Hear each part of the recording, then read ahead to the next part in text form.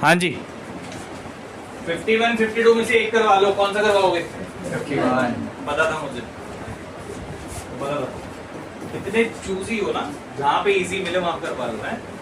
देखो -4 plus -1 plus 2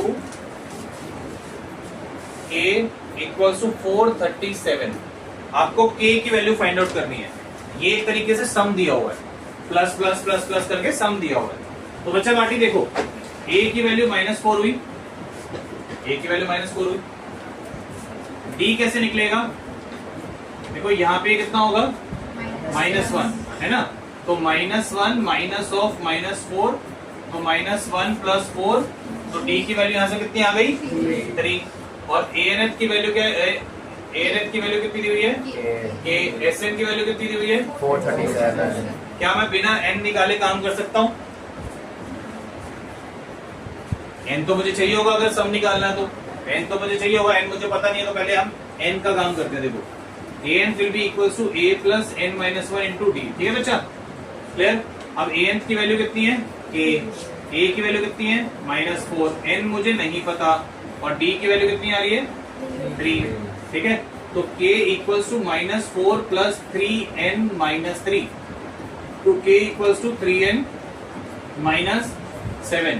तो यहां से n की वैल्यू क्या आएगी? k प्लस 7/3 आएगा आंसर, टेंशन मत लो। तो ये आपका क्या आ गया बेटा? n क्या आ गया? n। अब Sn का फॉर्मूला देखो, Sn का फॉर्मूला क्या होता है? n अपॉन 2, यही होता है n upon 2 a plus an। यहाँ तक क्लियर? अब Sn की वैल्यू कितनी दी हुई थी बेटा? 437 इक्वल्स टू k प्लस 7, और यहाँ पे आ गया 6, और यहाँ पे क्या आ गया? k minus 4। यहाँ तक क्लियर हो रहा है थोड़ा थोड़ा? ठीक है, आप लोगों को यहाँ तक क्लियर है बच्चा? ठीक है, अब देखो नेक्स्ट स्टेप हम क्या करेंगे? 437 को 6 से मल्टीप्लाई कर देंगे, और यहाँ पे इसको जब सॉल्व करेंगे तो एक क्वाड्रेटिक इक्वेशन बन जाएगी। ठीक है, अब देखो 437 इंटू 6,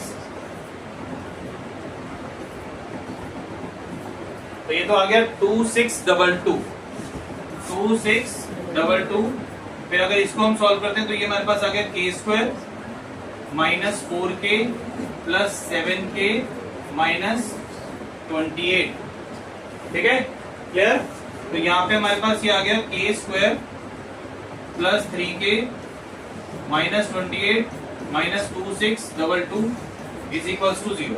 यहाँ तक आपको क्लियर हो रहा है? तो अब इसमें हमें 28 और ऐड करना पड़ेगा, तो ये मेरे पास आ गया 26, तो k² plus 3k minus 2650 will be equals to 0। अब आप क्वाड्रेटिक फॉर्मूला जानते हो ना, वहां से कैलकुलेट कर लो, आपकी k की वैल्यू आ जाएगी। करो,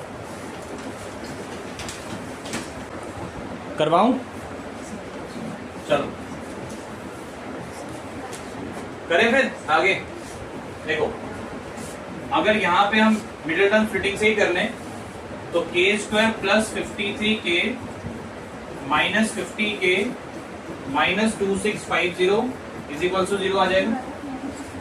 ठीक है, तो यहाँ पे आ गया k into k plus 53 minus 50 k plus 53 equal to 0 बेटा।